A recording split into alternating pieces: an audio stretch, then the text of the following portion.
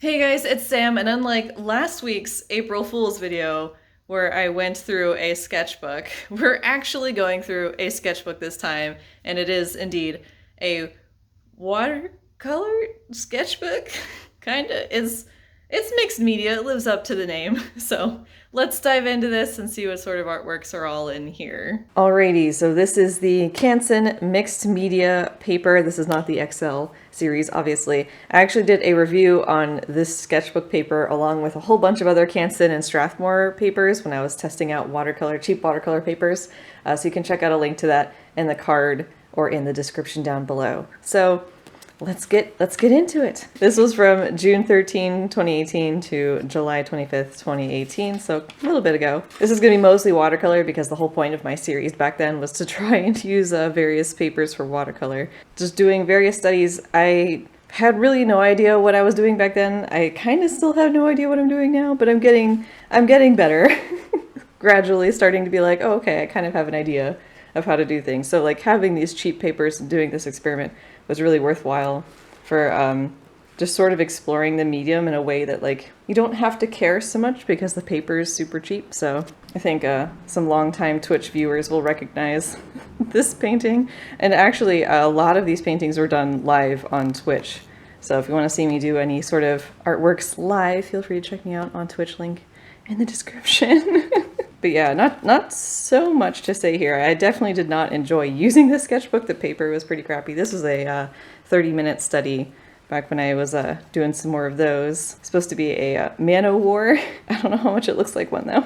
But you can kind of see like this paper is all like scratchy and beat up. It's not the best paper. I wouldn't recommend this one to like, I mean, I guess you could watch my video, so spoilers, but I don't think I'd really recommend this paper. And this is one Alex did, just for funsies. He also did this one on stream.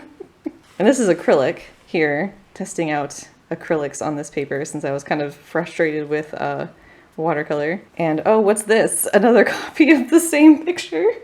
This was done in chalk pastel, just me trying to use up, I don't have them anymore, I ended up donating them, but just me trying to get through using these chalk pastels that I have. As you can see, I'm a professional at chalk pastel. super skilled at that, very much so.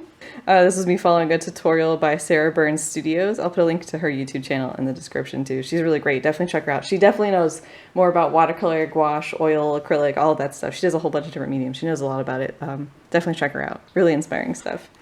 And then another following along one of her tutorials. And then this is Copic marker because might as well. It's a fairly like, I feel like it's an all-around not too bad of a reference photo to use to like test out various things because you have a gradient, right? And then a silhouette to kind of put in that horizon, put in the clouds, put in the tree. Like it's a fairly simple artwork to do, but I feel like it still gives you a lot of an impression of the paper, mostly with the gradient, obviously. And just in general, if you want to get a good idea of various tools on paper, I would recommend like doing this sort of iterative drawing with like the same artwork or this using the same reference photo or something like that several different times. And it's also kind of fun too, just to see how different everything looks. All right, so let me explain this one really quick. So I was told by a friend of mine years ago, obviously this was 2018, that a decent or like an interesting way to use chalk pastels if you don't like using like straight the pastel is to shave them and then mix it with water. So I'd never done that before, but I took him at his word and I gave it a go. And I'm pretty sure the paper had a huge impact into why this is so bad. I also don't know, I don't remember the brand of the pastels either, but I used them in like art supplies that I really don't like video. So if you want to check that out, I'm pretty sure I used it in that video. You can see what brand I had, but I'm not sure if the brand was the best either because I think they were pretty cheap. It didn't really work out so well, but it was still worth trying. Okay, it was still interesting. You know, we still learn some things. It's fun, even if the thing didn't turn out all that great to experiment and stuff like that. And then I think this was like another Twitch sketch raffle giveaway thing of an airplane, just because it's a running theme, if you couldn't tell. If you're new to my channel, or if you're new to my Twitch, airplanes all the time, everywhere, always. So this was another acrylic painting. This one was 30 minutes, but I also did a 10-minute one, and you'll see in a second. But this was a YouTube video if you want to go watch that art challenge, see me paint these. I was gonna say in real time, but it wasn't really in real time. It was time-lapsed, but the later paintings when I did 1 minute were real time. This was actually another nice, like, simple painting. I feel like if you're new to an art tool, gradients, really great to teach you like how to do something and like get familiar with them. And if you want to turn it into something, add a silhouette of literally anything. And then suddenly it's like, oh, it's art. I know some people think it's like cliche or overdone, but if you're new to something, like I really think it's a really great starting project with and just in general, it's really fun. Don't let people say if it's cliche or boring or overdone, stop you, all right? I've seen really cool silhouette stuff with gradients and sunsets and all that stuff in the background. Go for it. Do what makes you happy. So I actually found this paper wasn't too bad for acrylic. It does get like kind of sticky, so make sure it dries completely. I was doing a sort of rushed challenge thing, so my papers got a little bit sticky, but this was the 10-minute spoilers. And I only used 4 colors, I think. It was blue, yellow, black, and white, I believe, were the only colors I used. So shiny. Look at that shine. And then here's a 1 minute. And this is another 1 minute attempt since I wasn't super happy with the first one, but I actually think I like the first one better. I think just like there's more to it, more interest and texture and stuff. And this feels a little plain to me. And then I did a 10-second art. And then I did another 10-second. And again, I feel like this is almost better, even though it looks like grass instead of like a sunset thing. But yeah, see, let your stuff dry. But this was still super fun. I should probably do this again one of these days. All right, so back to watercolor painting. This is definitely this sketchbook really lives up to the whole name of mixed media. So I just saw this rock on Pixabay. A lot of my reference photos I get from Pixabay. Or I take reference photos myself if you'd like reference photos. I have a bunch of like freebie packs and other stuff. I'll link that in the description on my Gumroad store. Some clouds, some pink clouds. This was a plein air I did at a Starbucks.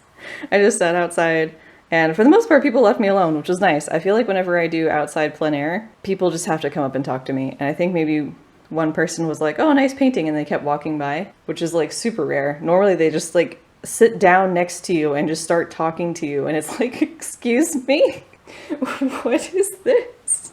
I've had that happen literally every time. Okay, maybe not every time. There was one time, but nobody was there, so it wasn't gonna happen. But literally every other time I've done plein air outside, people have come up to me and just sat down next to me and started, well, what is this? I mean, especially now, like with COVID and everything, just saying this out loud feels really uncomfortable. But anyway, plein air, it was fun. I enjoyed it. And this one was following a YouTube tutorial, and I actually used, I don't know how obvious it is, but I used a masking fluid on this paper. Don't recommend it, not the best paper for masking fluid, but this was a cool tutorial. Who was it that I followed? Scratch Made Journal, I think, is the, oop, can you see that? There. I think that's the YouTube name. I try to write down the names of the people whose tutorials I follow if I use them. Just, you know, so when I go through sketchbooks like these, I can direct you to the people who like designed these artworks. And then this was me getting fed up with the sketchbook, so did a wash. And this one was kind of cool. I don't know, I kind of still like this one, even though it's on crappy paper, so there's way too much texture that I didn't want. But just the idea of it, I kind of like it, like the shapes of the clouds and stuff. And this section up here, I think, worked really nicely. And gradient. And and that's it for this sketchbook. And yeah, this one was, despite the fact that it was a huge pain in the butt and I did not enjoy for the most part using the sketchbook, kind of looking back on it, you know, it gives you some nostalgia. And even if the artworks didn't come out like how I wanted them to, it's still fun to look back on and go through this stuff. Like, I'm not gonna, it's hard for me to like sit here and trash my old artwork when it's like, well, all this like, you know, helped me get here kind of thing. If you would like to see reviews on sketchbooks or watercolor, link in the description. If you'd like to see more sketchbook videos or explore more sketchbooks, I have a playlist linked in the description. Also, if you'd like to see my more recent sketchbook stuff, I'm currently going through this fancy one right here. You can check me out on Patreon, where I have a whole bunch of sketchbook pages, stuff like that. And yeah, linked in the description. Get some tutorials or resources for your art, all that good stuff. And supporting me really helps me out. I really appreciate it. So if you've given this paper a go, let me know in the comments down below. And if you're working on anything, feel free to share that in the comments down below. And yeah, that's about it. So thanks so much for watching. I hope you enjoyed. Hope you have an awesome rest of your day. And I'll see y'all next time. Bye-bye.